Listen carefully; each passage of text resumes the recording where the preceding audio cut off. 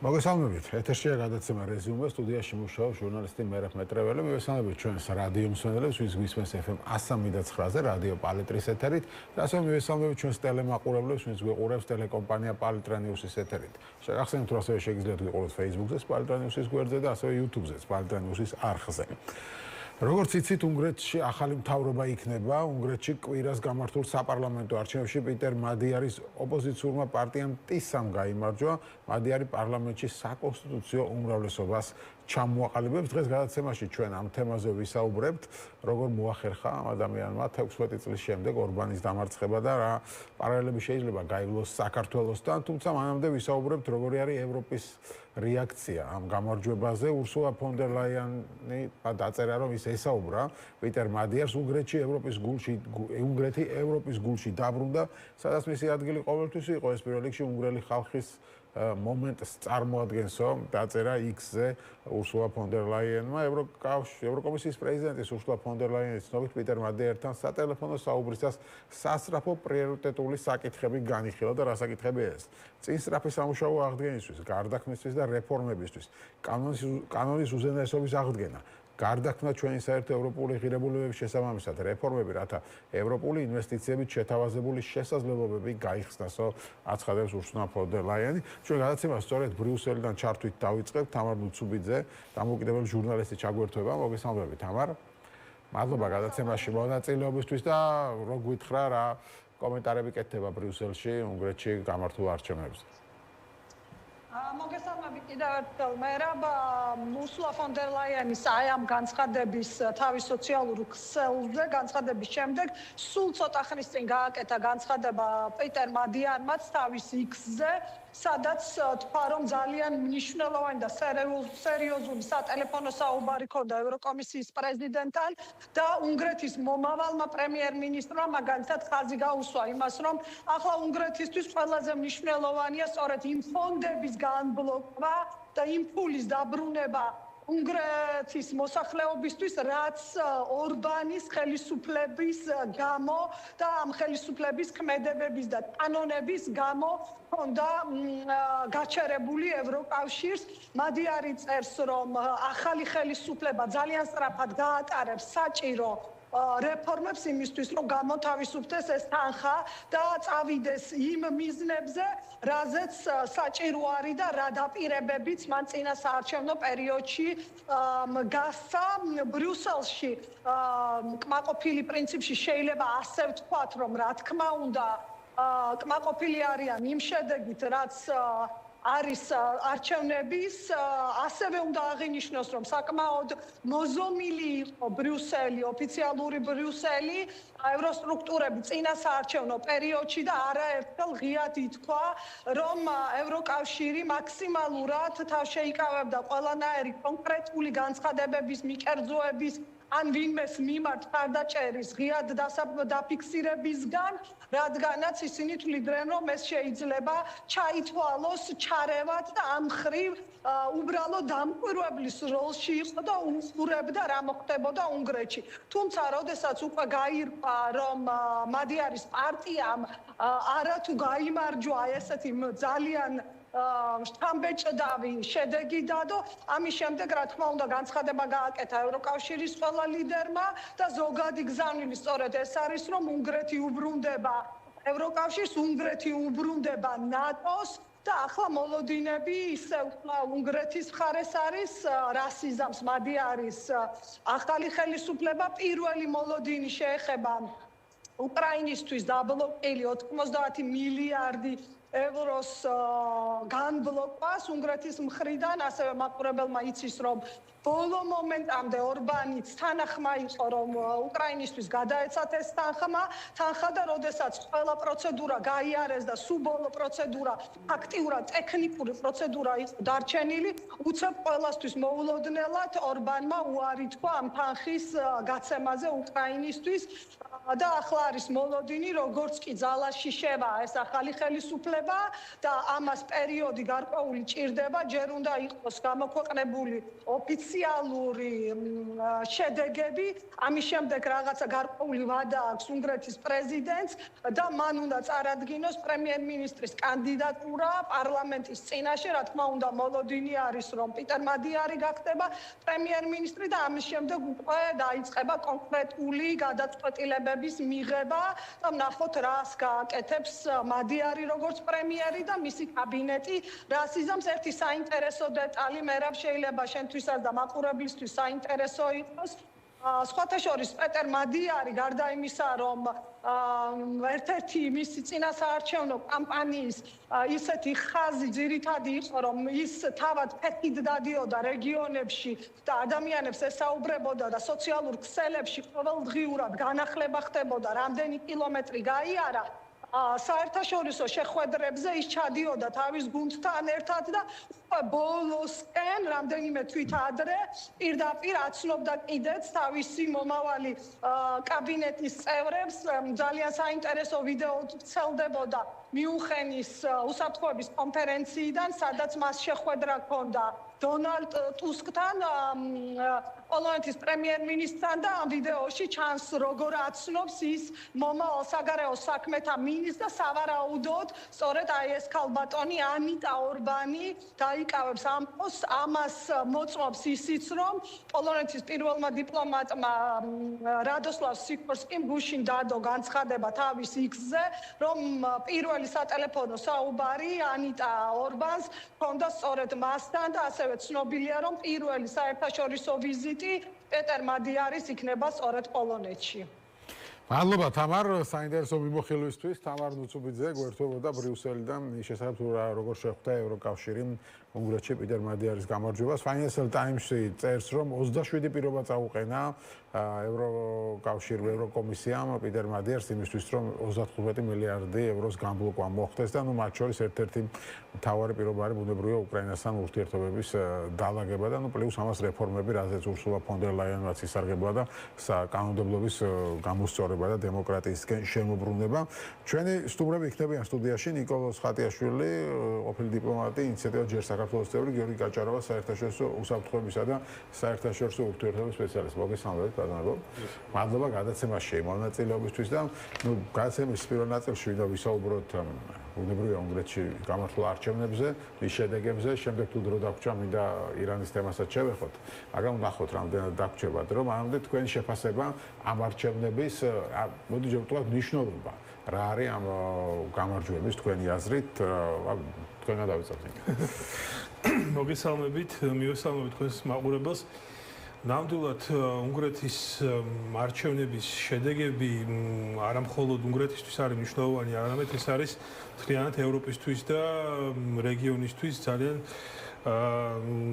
ნიშანდობლივი და საინტერესო მოვლენა. პირველ რიგში, უნგრეთის კონტექსტში რა თქმა უნდა ძალიან საინტერესო პროცესები განვითარდა. ფაქტობრივად უნგრეთის ერმა მოახდინა კონსოლიდაცია ერთიანი იდეის და ერთიანი მიზნის ირგვლივ და სწორედ ამ სულისკვეთებით მათ მიაღწიეს თავის მიზანს და მიიღეს ცვლილებები.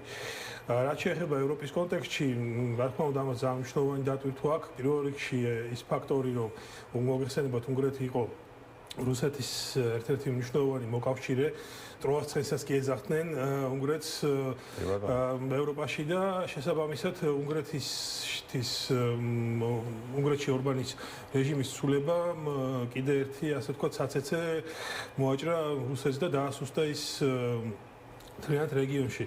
ასევე ეს არის მნიშვნელოვანი გზავნილი სხვა რეჟიმებისთვის ევროპაში, რომლებიც სიმპათიებით გამოირჩევიან პუტინთან, რადგან სწორედ ერთ-ერთი მიზეზი, რატომაც უნგრელი ხალხი უკმაყოფილება თავის ხელისუფლებით, სწორედ რუსეთთან ახლო და მჭიდრო კავშირები იყო.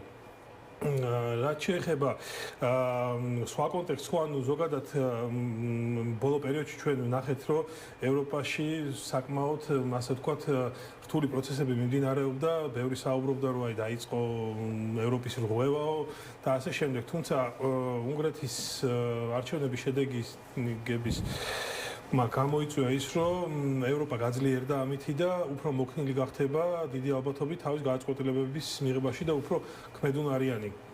იმიტომ რომ ჩვენ ნახეთ როგორ თქვათ ორბანი ბლოკავდა ხოლმე ევროკავშირის გადაწყვეტილებებს საბოლოოდ კი იყო ის ხარს უჭერდა მაგრამ ეს პროცესი როდესაც იწალებოდა იგივე უკრაინაში ომის დაწყების შემდეგ სანქციებთან დაკავშირებით საბოლოოდ ორბანი კი უერთებოდა რუსულ სანქციებს მაგრამ დროს წელავდა და ასე შემდეგ და შესაბამისად ესეც აღმოიფრება და უფრო ასე ვთქვათ დასუსტდება ზოგადად ევროპაში მემარჯვენე კონსერვატიული პოპულისტური ძალები.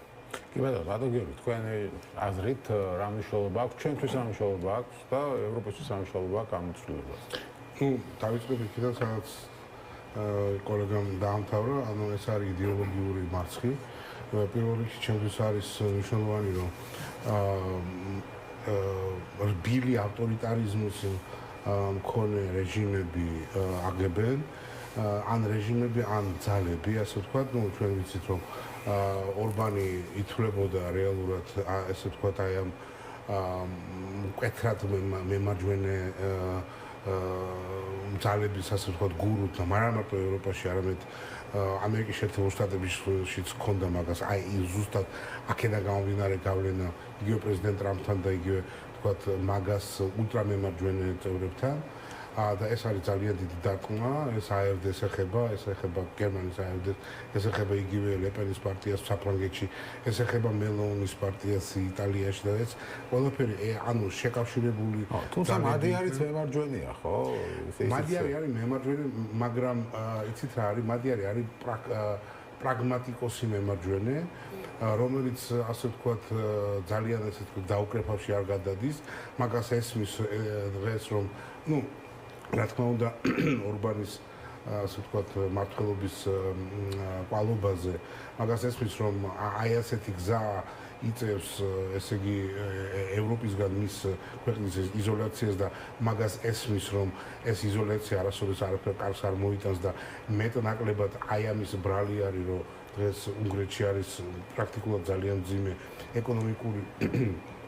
ეკონომიკური ასე ვთქვათ მდგომარეობა იმის გამო რომ ვთქვათ დაბლოკილი არის საკმაოდ სერიოზული თანხები რომელიც უნდა მოხმარებოდა ვთქვათ ინსტიტუტების და ზოგადად უნგრეთის განვითარებას ამის მაგივრად ესე იგი უნგრეთისთვის აბსოლუტურად არაბუნებრივი ალიანსები შეიქმნა ვთქვათ ორბანის დროს ეს არის რუსეთი ერთის მხრივ რუსეთი მეორეს მხრივ მემარჯვენეები ევროპაში მერე ტრამპი ანუ ეს ერთმანეთთან საინტერესო სიტუაცია იყო რუსეთიც და ტრამპიც ერთ-ერთი კანდიდატს უჭერდნენ მხარს რუსეთის გავლენა უნგრეთში არის ვთქვათ კომუნისტების ასე ვთქვათ მემკვიდრეობით მიღებული ეს ერთის მხრივ მეორე მხრივ ბოლოდროინდელი ეს ეკონომიკური კონტრაქტები რომელიც ეხება ვთქვათ როსატომთან დადებული ხელშეკრულება იგივე გაზპრომთან დადებული 10 წლიანი ხელშეკრულება ექსკლუზივზე იგივე დრუჟბას ვთქვათ მილსადენის ექსპლუატაცია უალტერნატივოდ და საერთოდ აი ამ ვთქვათ დივერსიფიკაციის არ ქონდა დღეს რომ არის უნგრეთში ეს ყველაფერი გამომდინარეობს იქიდან რომ პრაქტიკულად მთავრობას არ უფიქრია ენერგეტიკულ უსაფრთხოებაზე თავისი ქვეყნის თორემ ახლა უნგრეთისნაირ ქვეყანას რომელიც მართლა შუაგულ ევროპაში არის განლაგებული ამისი სირთულე არ წარმოადგენდა მაგათთვის აი ეს ვთქვათ წლების განმავლობაში ესეთი პოლიტიკა ეტარო მაგრამ არ გაატარა განზრახ ალბათ იმიტომ რომ ჩვენ ვიცით რომ ასეთი კონტრაქტები ესე ვთქვათ ძალიან სარფიანი არის მომწოდებისთვის ყოველ შემთხვევაში დღეს ეს არის რუსეთი და ძალიან სარფიანი არის ძალიან ხშირად იმათვის ვინც ამ მხარეს აწევს ხელს კი ბატონო ან ლობირებს ასე ვთქვათ ხო ეს ცნობილი ფაქტია და ამას ახლა ვერ გავიქცევთ გასაგები ხო კორუფციაზეც ბევრი ბრალდებები იყო ხო ბოსნიის ხო ნახოთ ეხა იქ ალბათ გამოძიებები დაიწყება და ბევრი რამ კიდე გახდებათ ეს მინდა კიდე აღვნიშნოთ შეიძლება ერთი წუთი დავიკავოთ თქვენ დროს მადიარი როცა ვთქვათ თავის კამპანიას აწარმოებდა და სწორი ბრძანეთ რომ ვთქვათ კარდა დიოდა და იმ რეგიონში ჩადიოდა, სადაც არც ერთი რეალურად აი მაღალი დონის პოლიტიკოსი უგრეთში არ ყოფილა და ესეთ ხალხს შეხვდა, ხო? ორი მესიჯი იყო რეალურად ამ კამპანიის დროს. პირველი არის, რომ ჩვენ ვებრძვით კორუფციას და ჩვენ ვაბრუნებთ უნგრეთს ევროპაში. და ეს არის ორივე, თქვათ, ის მესიჯი, რომელიც ხალხმა მიიღო, გაითავისა და აი და ნუ აი გაყვა აი ამ მესიჯებს ასე ვთქვათ არჩევნებამდე და ისე გაყვა რომ პრინციპში 80%-მდე თითქმის მოვიდა, რაც არის უპრეცედენტო ევროპისთვის კი არა 80% ხო საქართველოშიც არ მოსულა გადამწყვეტ არჩევნებზე. მე ესეთი 2012-ში და გიორგის პათოსი რომ გავაგრძელო რუსეთის გავლენებთან დაკავშირებით ერთ-ერთი კიდევ მნიშვნელოვანი გამოწვევა, რაც შეგვიძლია განვიხილოთ ჩვენ რუსული გავლენების კონტექსტში, ეს იყო რუსული სპეცსამსახურების აქტივობები უნგრეთში და საინტერესო იქნება, როდესაც შეიცვლება ხელისუფლება ოფიციალურად და დაიწყება გამოძიება არაერთ ფაქტთან დაკავშირებით, რამხელა იყო მთავარი კითხვა იქნება რუსული სპეცსამსახურების შეღწევადობის დონე უშუალოდ უნგრეთის პოლიტიკურ ესტაბლიშმენტში და მე ბატონს მაქვს ეჭვი რომ გამოქვეყნდა ხო ხა კომპრომატების გაიდოს ან არჩევნების კომპრომატების გარშე არ ჩაულია ხო ხა ეს ლავროთან საუბრები მაგის ნაწილი იყო უნგრეთის საგარეო საქმეთა მინისტრი. ეს არის მხოლოდ რაღაც აისბერგის კენწერი, წვერი, იმიტომ რომ ჩვენ არ ვიცით და საშუალო და დაბალ დონეზე რა დონეზე იყო ვთქვათ ეს შეღწევადობა და თუ ვთქვათ ჩვენ ხედავთ რომ მაღალი დონის პოლიტიკოსები თანამდებობის პირები თანამშრომლობდნენ რუსეთთან ესე დონეზე ბუნებრივია რომ დაბალ დონეზეც იქნებოდა და უფრო მასშტაბური ვიდრე ეს ვთქვათ მაღალ დონეზე იქნებოდა. შესაბამისად ესეც საინტერესო გამოსაძიებელი იქნება და დარწმუნებული ვარ ახალი ხელისუფლება ამას გამოიტანს სააშკარაოზე. ხო, იმედია. მინდა ვიკითხო თქვენი აზრით, რის ხარჯზე მოიგო მადიარმა ბევრი პარალელიულობა საქართველოსთან, ხო, აი აქ რაც ვერ აკეთებს ოპოზიცია და იქ რა გააკეთა მადიარმა და ასე შემდეგ. ესო იქა რამდენად იცნობ არ ვიცი ხა შიდა უნგრულ პოლიტიკას, მაგრამ რა იყო ეს გადამწყვეტი ამაზე რო ვისაუბრო. ხო, ნუ ეხლა საქართველოს კონტექსტთან შედარება ცოტა მიჭირს, იმიტომ რომ უნგრეთში რადიკალურად განსხვავებული საარჩევნო გარემო არის და დემოკრატიული გამოწვევები არის, ვიდრე თქვა საქართველოს ჩვენთან გაცილებით უფრო მძიმე სიტუაცია არის ამ კონტექსტში და აქედან გამომდინარე თქვათ რა წარმატებითაც კამპანია აწარმოა მადიარმა თქვათ უნგრეთში ხო ზუსტად იმის გადმოტანა საქართველოში მე ვფიქრობ არ გამოვა, იმიტომ რომ საქართველოს რეალობიდან გამომდინარე ამას დასჭირდება ასე თქვათ სხვანაირი მორგება. თუმცა მნიშვნელოვანი გარემო რაც არის ის რომ ის აქტიურად მუშაობდა ახალგაზრდებთან რაც ასეთი ასეთ გარემოში ძალიან მნიშვნელოვანი, იმიტომ რომ ახალგაზრდები ყოველთვის არიან პროტესტის ავანგარდში და ისინი არიან საქართველოს კონტექსტის რო ავიღოთ, ხო, ანუ ყოველთვის როდესაც საქართველოში მთავრობის ცვლილებები ხორციელდებოდა, ახალგაზრდები ყოველთვის პირველ ხაზზე იდგნენ ხოლმე. ეს იყო ერთ-ერთი მნიშვნელოვანი ფაქტორი, ასევე ნუ კორუფცია, იგივე ეკონომიკური გამოწვევები, ხალხი მადიარს ქონდა ძალიან მარტივი მიდგომა უკვე არსებულ პრობლემებზე, რომელიც ნუ ასე თუ ისე ეს თემები იყო წოლილი ხო ანუ ის თავიდან აწია ეს თემები და დაიწყო ძალიან გასაგებ ენაზე თითოეულ ადამიანთან საუბარი და ძალიან კარგად ახსნა ამ ყველაფრის და ნელ-ნელა ასეთი მოქმედებებით მან მოახდინა მთლიან უნგრეთში ასე ვთქვათ ტალღის აწევა. ასევე მნიშვნელოვანი არის რომ სოციალური ქსელების პლატფორმების გამოყენების გარდა ის აქტიურად პირისპირ ხდებოდა ადამიანებს განსაკუთრებით რეგიონებში და ისეთ რთულად მისადგომ ქალაქებში და აი ეს ემოციური ბმა მაგას ჰქონდა და კიდევ ერთი მნიშვნელოვანი ფაქტორი არის ის რომ ზოგადად მან შექმნა დადებითი ასე პოზიტიური დღის წესრიგი ქვეყანაში და ხალხმა ასე ვთქვათ შეიგრძნო აი ცვლილებების საჭიროება, ცვლილებების სურვილი და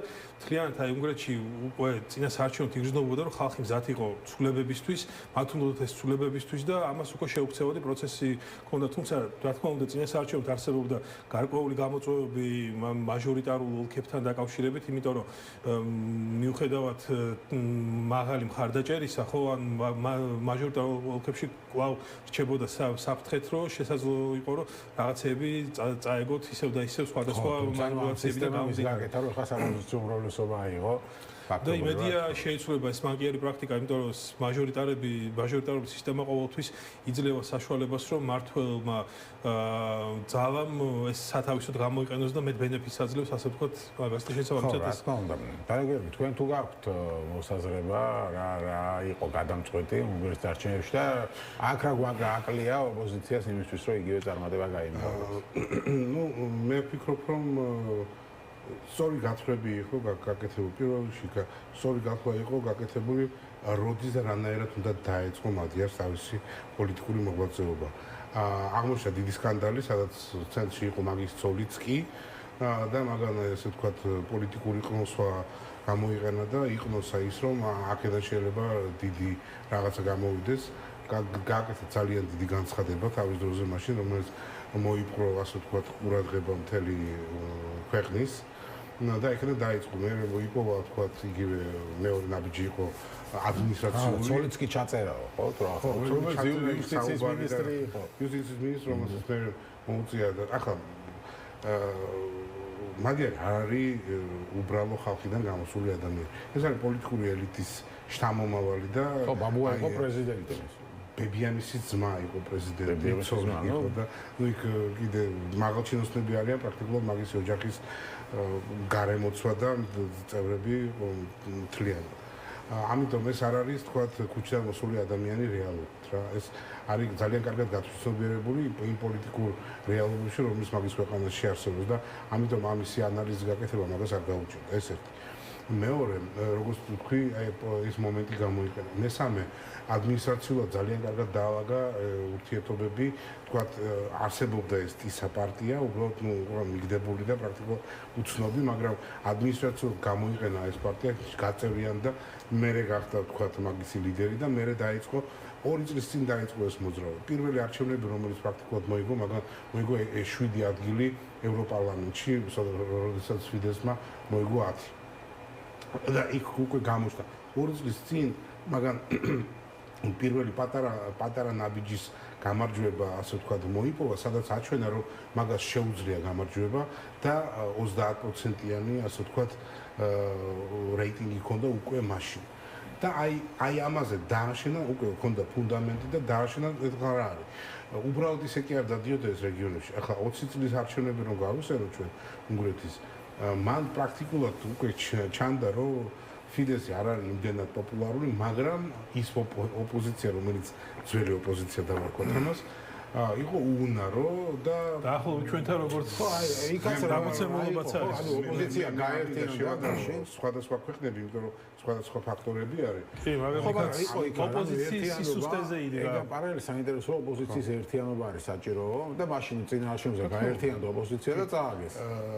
და ახლა აღმოჩნდა რომ ერთი ადამიანი რო გამოჩნდა ზუსტად იმიტომ რომ იმ ოპოზიციამ ვერ უზრუნველყო ის რაც უზრუნველყო მადიარმა დისციპლინა ეს ერთი მეორე ტარგეტირებული აუდიენცია ანუ ის უბრალოდ კი არ დადიოდა რეგიონებში რატო დადიოდა რეგიონებში რეგიონებში დადიოდა იმიტომ რომ ზუსტად იმ რეგიონებში არის ასე ვთქვათ საარჩევნო ბაზისი ორბანის იქ იყო ორბანის საარჩევნო ბაზისი იყო კიდე უნგრულების მიერ დასახლებული საზღვარგარეთის თქვათ რეგიონების სერბეთში, რუმინეთში და ასე შემდეგ. ხო, ანუ და იმათ ორბანმა დაურიგა თავის დროზე პასპორტები და მისცა უფლება რომ მიიღონ მონაწილეობა არჩევნებში და აქედან გამომდინარე ყოველთვის ჰქონდა ამ ხალხის იმედ დაახლოებით 800,000 ამორჩეულზე არის ლაპარაკი, ხო?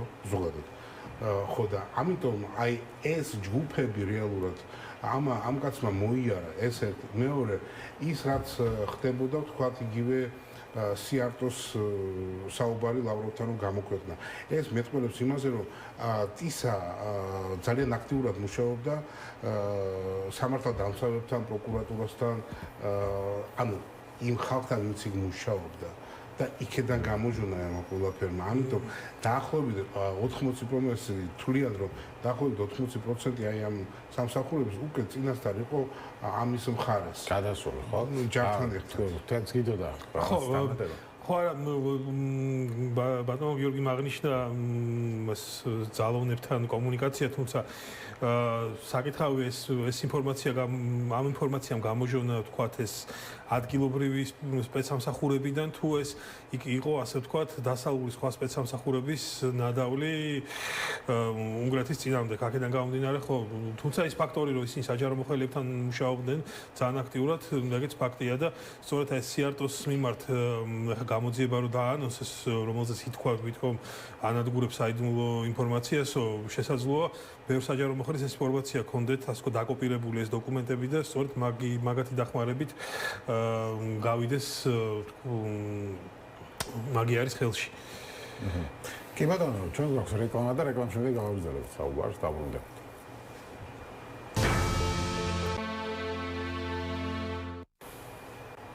მაშასე გადაცემა რეზიუმე დაბრუნდა ეთერში და ჩვენ ვაგრძელებთ საუბარს პირველ ბლოკშიც ვისაუბრეთ უნგრეთში გამართულ არჩევნებზე და მის შედეგებზე ან არჩევნების შედეგების გავლენაზე როგორც ევროპაში მიმდინარე პროცესებზე ისე ჩვენს რეგიონზეც და ახლა სწორედ მინდა საქართველოზე გადმოვიდე უფრო მეტად ვისაუბრეთ როგორ მოახერხა პირველ ბლოკში ვისაუბრეთ როგორ მოახერხა მადიარმა გამარჯვება ჩვენთან რა უნდა გააკეთოს ოპოზიცია მაგრამ მოდი ვისაუბროთ როგორი ურთიერთობა შეიძლება იყოს ქართულ ოცნებასთან და ხელისუფლებასთან ახალი ხელისუფლების ვიცით რომ ორბანი ფაქტორად ერთადერთი მეგობარი იყო ევროკავშირში ამ ხელისუფლების და მისი მეშვეობით ახერხებდა ქართული ოცნებას სანქციების დაბლოკვას და ასე შემდეგ რა იქნება მადიართან დაკავშირებით საინტერესოა ქართული ოცნების ერთ-ერთი პროპაგანდისტული მედიის ჟურნალისტს იქ დაასმევინეს შეკითხვა მადიართან პირველივე პრესკონფერენციაზე რომ აი რას აპირებთ საქართველოსთან და ასე შემდეგ ანუ მადიარმა გახსნა ესეთი სტანდარტული დიპლომატიური პასუხი ძალიან მოხარული ვიქნები რომ გესტუმრო თბილისში და მოუთმენთ ველი თქვენთან მუშაობა ჩვენ არ ჩავერევით სხვა ქვეყნებში და საქმეებში ეს ჩვენი სტილი არ არისო მან თქვა ნუ მისი ეს განცხადება ხელისუფლებამ გადავთარგმნა რომ აი ოპოზიციას სიწყალი გადაესხა იმიტომ რომ ჩვენ მადიართანაც გავაგრძელებთ კარგ ურთიერთობას როგორ წარმოგიდგენიათ ეს ურთიერთობა ბატონ გიორგი თქვენგან დავიწყებ ამჯერად ну მე ვფიქრე რომ ბუნებრივი იქნება რომ ვთქვათ რომ ის ურთიერთობა რაც ბატონ ორბანს ჰქონდა საქართველოს მთავრობასთან ის უბრალოდ ვერ გაგრძელდება იმიტომ რომ სხვა ადამიანი არის მოსული მოდის უფრო სწორად და ალბათ სხვა ურთიერთობები იქნება ეს ურთიერთობა ალბათ დავა იმ დონეზე რა დონეზეც საქართველოს აქვს ურთიერთობა სხვა ცენტრალურ ევროპულ ქვეყნებთან ანუ ეს იქნება ნორმალური ურთიერთობები რაღაც ჩარჩოებში რაღაც ფორმატებში იგივე თქვათ მე ვლაპარაკობ ნატო და თქვათ ევროკავშირის წევრი არის უნგრეთი და აი ამ ფაქტებში იგივე სხვადასხვა ეუთო და სხვადასხვა ორგანიზაციები რომელიც არის და ნუ იქაც გვაქვს ჩვენ ურთიერთობები უნგრეთის ზონის წონის და თქვათ კალიბრის ქვეყნებთან ნორმალური ანუ ეს იქნება ნორმალიზაცია ურთიერთობების და არაფერი განსაკუთრებული არ ამგონია რომ იყოს აი ამ შემთხვევაში მოსალოდნელი აი ამ ურთიერთობისაგან. ხო, არა, აქ თავარი კითხვა არის, როცა ისევ დადგება, იცით რომ ბრიუსელთან ძალიან გამწვავებული აქვს ურთიერთობა ქართულ ოცნებას და როცა დადგება დღის ესეში კვლავ სანქციების საკითხი, რა პოზიციას დაიჭერს ამ შემთხვევაში? უნგრეთი იყო ვინც ბლოკავდა. მე ვფიქრობ რომ ამ შემთხვევაში დაიჭერს უმრავლესობის პოზიციას. ალბათ, ანუ არ იქნება ის განსაკუთრებული პოზიცია რომელიც ხალხს ჰქონდა უნგრეთს ორბანის დროს და ეს ანუ ეს ასე ვთქვათ ჩავლილი ამბავი არის უნგრეთი შეიცვალა და შეიცვლება აი რაღაცა განორმალიზდება უნგრეთი ევროპული ვთქვათ ღირებულებებიდან გამომდინარე აი იმ ღირებულებებიდან გამომდინარე იმოქმედებს ხო დღეს უკვე ჩვენ მოვისმინეთ რაც განცხადებები თითქოს რაღაც ეს გუშინდელმა განცხადებამ მიანიშნა იმაზე რომ თქვათ ეს ურთიერთობები არ დგება როგორც იყო თქვათ ორბანთან შემი თუმცა რეალურად მადიარის ეს განცხადება იყო რაღაც სტანდარტული დიპლომატიური განცხადება რომელიც მან რაც უნდა ეთქვა რეალურად ის თქვა ჯერ არც მაგას ოფიციალური თანამდებობაც არ უკავია შესაბამისად მოზომილი იყო და ძალიან ასე ვთქვათ საშუალო ესეთი პასუხი გასცა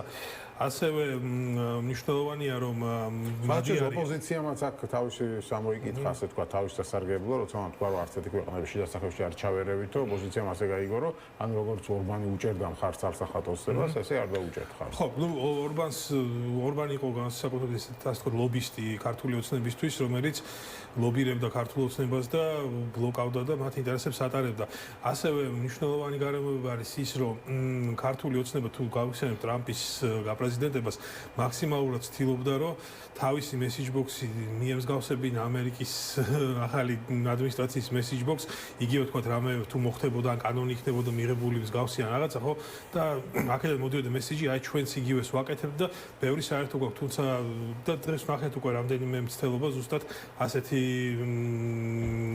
ნარატივის გავრცელების თუმცა უნდა კარგად გავითვალისწინოთ რომ პირველ რიგში მადიარი არის პროდასავლელი კონსერვატორი და არა ვთქვათ კონსერვატორი, რომელიც მის სტრაფის იზოლაციონიზმისკენ, რაც განსხვავდება ძირეულად განსხვავდება ქართულ ოცნების იდეოლოგიასა და მადიარის იდეოლოგიას შორის და რეალურად და ზოგადად რო კონსერვატიზმის თემა ცოტათი გავშალოთ, ხო ანუ სამწუხაროდ საქართველოში არასწორი გაგება არის კლასიკური კონსერვატიზმის და ზოგადად სხვანაირად აღიქმება საზოგადოების მხრიდან ხოლმე რეალური ნამდვილი კონსერვატიზმი სწორედ დასავლურ და ევროპულ და დემოკრატიულ ღირებულებებზე არის დაფუძნებული და მეორე გარემოება რაც საყურადღებო არის მადიარი არის EPP-ის ევროპის სახალხო პარტიის წევრი, ყველაზე დიდი ევროპული ოჯახის წევრი და შესაბამისად ის ძირითად შემთხვევაში იზიარებს ხოლმე პარტიულ შეხედულებებს და ესეც სანქციებს ვეღარ ხო ესე ცალსახად ჯერჯერობით ამაზე ცალსახად არ შეიძლება რადგან ორბანი ბლოკავდა სანქციებს ამიტომ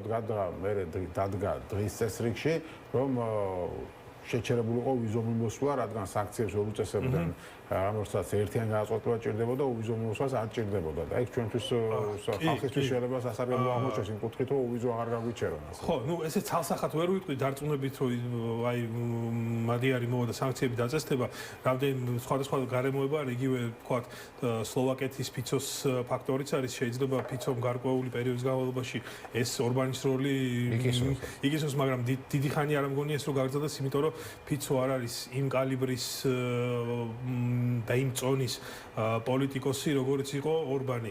კი ორბანი როგორც უნგრეთი იყო წარმოქმნილი ევროკავშირში, მაგრამ უშუალოდ ორბანს როგორც პოლიტიკურ ინდივიდს საკმაოდ დიდი წონა ჰქონდა ევროპაში და მიუხედავად იმისა, რომ ხშირად ის დიდი კრიტიკის ქარცეთში ეხვეოდა ხოლმე, ბევრი ევროპის იგივე ლიბერალი ლიდერი მას პატივს სცემდა უშუალოდ რაღაც პირად დონეზე და ასე შემდეგ და ასე როგორც პოლიტიკოს.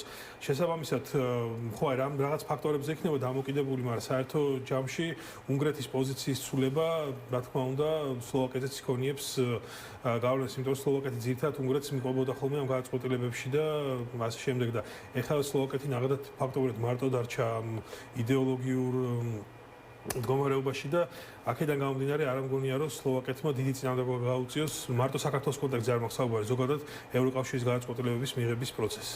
ხო, ბატონო, საინტერესოა ასევე უკრაინასთან დაკავშირებით ორბანის განცხადებები. გასაგებია რომ მან თქვა რომ 90 მილიარდის დახმარებას გამბლოკავს, უფრო აღარ დაბლოკავს უბრალოდ და ეს კარგია, მაგრამ ასევე თქვა რომ უკრაინის დაჩქარებულად გაწევრიანებას არ უჭერს მხარს. რაც ნუ აქ შეიძლება აქეთ მხარეს 20-ების მომხრეებზე მოსებას გაუხარდა. ხო, ალბათ. ნუ ამაზე ისე თქვა შეგვიძლია, რა შეიძლება ამას გაგრძელება მოყვეს ალბათ. ну ეს ელემენტარული გაგრძელება არის იმ პოლიტიკის რომელიც მაგის პარტიას ჰქონდა თავიდანვე მოგესალმებით რომ პირველი ჭეჭსრაგო იყო ამ 90 მილიარდ ევროზე დახმარებაზე მისმა პარტიამ ევროპარლამენტში ესე იგი უარყოფითად შეაფასა ეს ანუ უარით ასე ვთქვათ ამ წინააღმდეგი იყო ამ პაკეტს ხო, აქედან გამომდინარე ეს არ არის გასაკვირი. რა თქმა უნდა, როგორც თქვით, მადიარი არის პრაგმატული ასე ვთქვათ პოლიტიკოსი და მაგას ესმის რომ ეხლა ამ პაკეტის დაბლოკვა რაც არ უნდა არ მოსწონდეს მაგას ეს ნიშნავს იმ დანარჩენი ფულის არ მიღებას, რომელიც ასე ვთქვათ გაყნული არის უნგრეთის კონტექსტში. ამიტომ რა თქმა უნდა ის მხარს დაუჭერს ამას სავარაუდოდ, მაგრამ მე ვთვლი რომ უკრაინისადმი ასე ვთქვათ მხარდაჭერა ზომიერი რომელსაც მოსთხოვს მაგას ბრიუსელი იქნება რაღაცის სანაცვლოდ გაკეთებული და აი ამაზე ვაჭრობას როგორ მოახერხებს ბატონი მადიარი ეს უკვე სანახავია ის განცხადება რომელიც მან თქვა რომ თქვათ ეწინააღმდეგება სწრაფ გაერთიანებას იმაში რა ქვია ევროკავშირში უკრაინისას ეს უკვე იმაზე მეტყველებს რომ მაგას აქვს კითხვები ამ ინტეგრაციასთან დაკავშირებით და ის ასე ვთქვათ ბრმად არ მიყვება ბრიუსელის პოლიტიკას ამ თვალსაზრისით. ამიტომ მე ვფიქრობ რომ როცა მას ექნება საშუალება ხო მან ასე ახსნა რომ ახლა ომში არის უკრაინა და ქვეყანას ვერ მიიღეთ ევროკავშირში. ახლა შეიძლება მოუგონა ამას ყველაფერს მაგრამ ეს ცალსახად ნიშნავს რომ ის ვთქვათ 100%-იანად არ უჭერს მხარს იგივე ვთქვათ უკრაინას ხო ფართო მასშტაბით. მეორე განცხადება რომელიც მაგან გააკეთა რომ ვთქვათ ის მზად არის რომ წავიდეს მოსკოვში და ელაპარაკოს პუტინს აი ამ დროშბასთან და სხვა პროექტებთან დაკავშირებით და ის დაიცავს ასე ვთქვათ უნგრეთის პოზიციებს და ასე შემდეგ. ესეც საკითხავე რატო თქვა ეგრევე მეორე დღესვე ანუ შეეძლო ეს ცოტა მოგვიანებით ეთქვა. ხო, ნუ ალბათ იმიტომ რომ რუსეთსაც გაუგზავნა გზავნება, ის არ ნიშნავს რომ თქვენი ტერიტორია. ზუსტად ჟურნალისტის კითხვაც იყო იქ მაგაზე ჟურნალისტის კითხვაც იქნებოდა ხოლმე.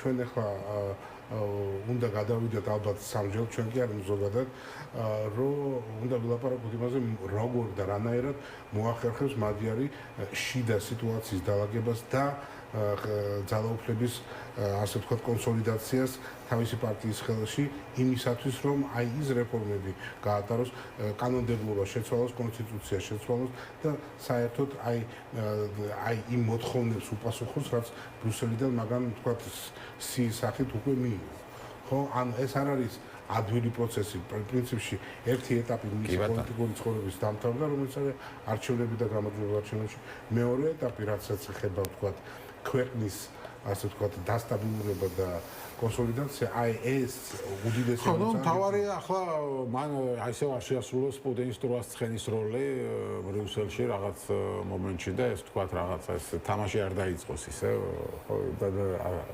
ასე ვთქვათ დაბალანსებას რასაც ეძახიან მაგის ტენდენცია არ იკვეთება ჯერჯერობით და მაგრამ იმედია მე აუცილებლად მინდა რომ მოვასწრო თქვენთან საუბარი ამერიკის პოზიციაზე ამ არჩევნებში იცით რომ ჯედი ვენსი ჩასული იყო ხარს უჭერდა და რაღაც ისე გამოიკვეთა რომ იქ ნატოს წინააღმდეგ მიდის ტრამპი აქ ევროკავშირისთან რაც ევროკავშირს არ მოსწონს და ბრიუსელს იმას უჭერენ განზრახ თითქოს მხარს და პირდაპირ თქვა ხა ჯედი ვენსმა დღეს რომ ვიცოდით რომ დიდი შანსი იყო ვიქტორი უნგრეთის არჩევნებში დამარცხებული იყო მაგრამ ჩვენ იქ ჩავედით რადგან ის ერთ-ერთია იმ ცირერიცხოვან ევროპელ ლიდერებს შორის რომლებიც ბრიუსელის ბიუროკრატიას უპირისპირდებიან და ასე ვთქვათ რას ერჩის ამერიკა ბრიუსელს და რატო ცოტა უცნაური ხო ამერიკა მუშაობს ნატოს სიძლიერის ევროკავშირის სიძლიერის წინააღმდეგ რატო ხო, ну, ვიცით რა არის ხა ამერიკას უშუალოდ ტრამპის და ორბანის ურთიერთობები ძალიან ახლო იყო, იგივე იდეოლოგიური თვალსაზრისით ისინი ეგრეთ წოდებული რაც მაგას ჯგუფის წევრები იყვნენ, იგივე სიპაკის შესაძლებლობა, მაგრამ ზოგადად ამერიკა უნგრეთს განიხილავდა როგორც თავის მოკავშირეს ევროპაში, რომელიც მუშაობდა ამერიკის ინტერესების სასარგებლოდ.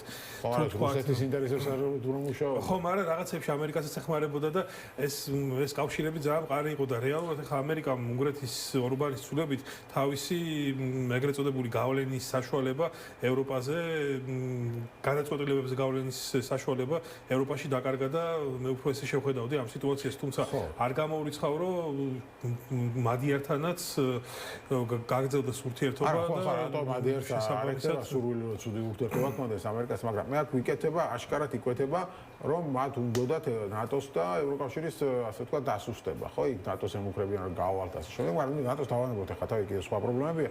ბრიუსელს აშკარად ცდილობენ ევროკავშირის დასუსტებას, ხო? ისეთი ძალების გაძლიერებას, ისეთ ძალებს უჭერენ ხარ, ხო? გერმანიაში თქვენ ახსენებთ, ხო? მარჯვენა პოპულისტებსაც დაუჭირენ იქ ხარი, აქ აგერ ორბანს უჭერდნენ. ანუ რაც ევროსკეპტიკოსები ვინც კი არიან და ევროკავშირში იმათ უჭერენ ხარ და რატო?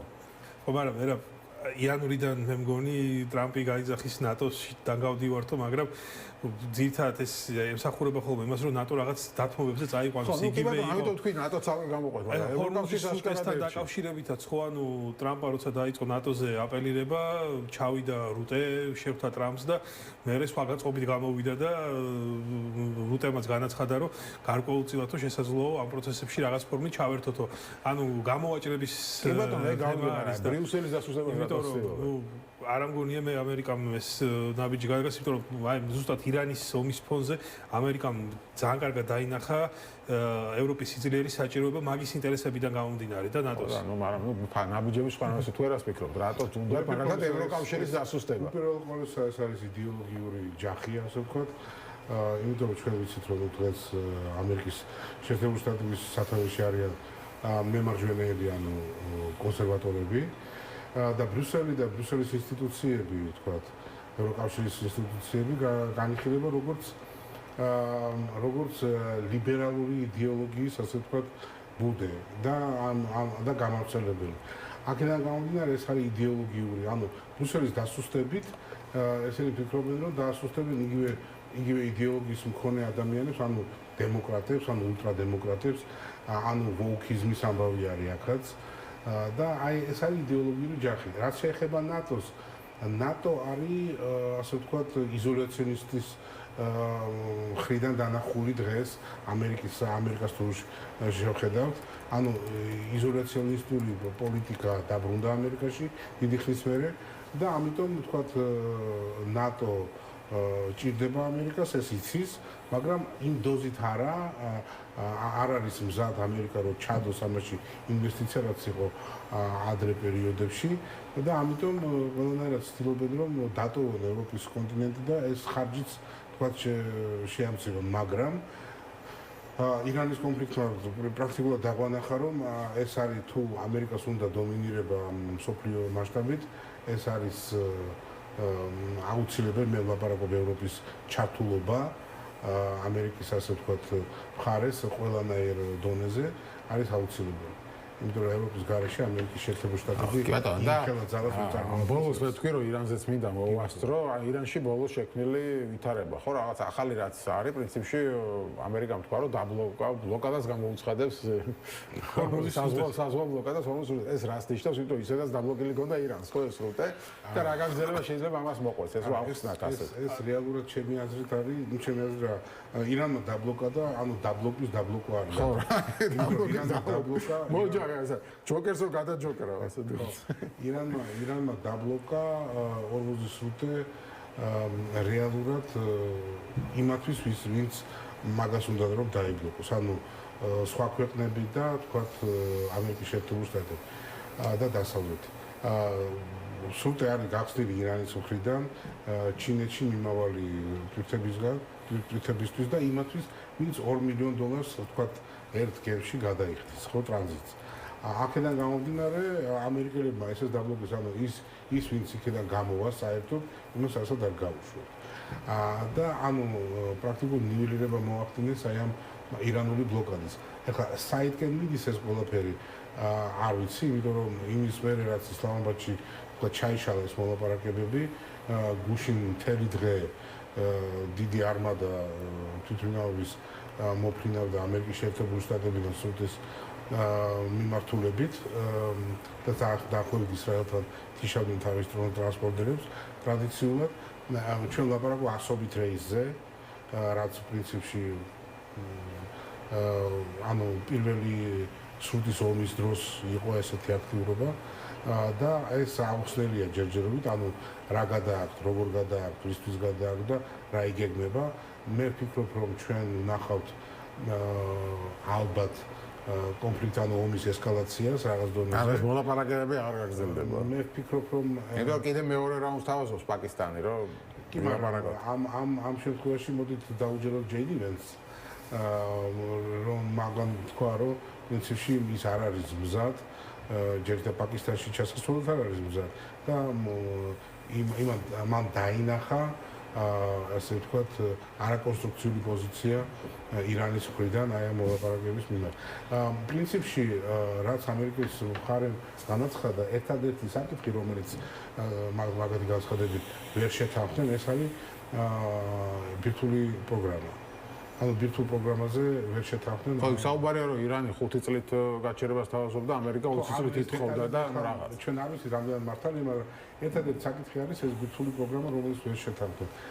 ეს ნიშნავს, რომ ირანი არ აპირებს უარის თქმას ბირთვულ იარაღზე.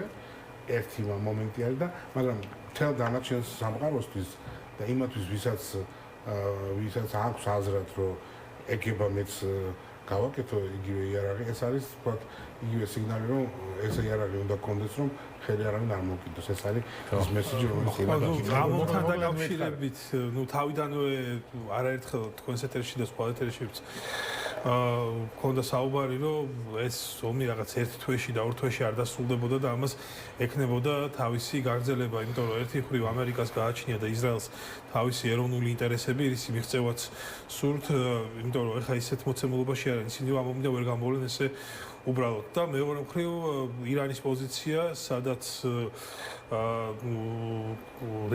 რელიგია და იდეოლოგია არ აძლევს საშუალებას ირანელებს რომ ნუ აქ უშუალოდ თეოკრატიულ ფრთაზე მაქვს საუბარი არ აძლევს საშუალებას რომ ისინი თქვა დანებდნენ და არ იბრძოლონ ბოლომდე ეს იდეოლოგიური ჯახი აქ ძალიან მნიშვნელოვან როლს ასრულებს და შესაბამისად ასე მარტივად არ მორჩება ესე მარტივად არ მორჩება მე არ გამოვრიცხავ რაღაც პერიოდს მე მოხდეს ესკალაცია მე დეესკალაცია მოხდეს რაღაც ისევ დაიწყოს დროის შესვენების კონტექსტში მოლაპარაკებები თუმცა მე ვფიქრობ რომ ეს კიდე გაგრძელდება მინიმუმ რამდენიმე თვე და ჯერჯერობით გაჩანს პერსპექტივა რომ ეს დასრულდეს იმ შედეგებით რა შედეგებით მხარეებს სურთ. მადლობა დიდი განაცემაში სტუმრობისთვის. ჩვენი სტუმრები იყვნენ ნიკოლოზ ხატიაშვილი, ყოფილი დიპლომატი, ინიციატივა ჯერ საქართველოს წევრი და გიორგი კაჭარავა, საერთაშორისო უსაფრთხოებისა და საერთაშორისო ურთიერთობების სპეციალისტი. მე გემშვიდობებით სულ 1 საათით 9:09 გადაცემით პოლიტიკური სივრცე დაგიბრუნდებით, მანამდე კი უყურებთ მთავარ საინფორმაციო გამოშვებას.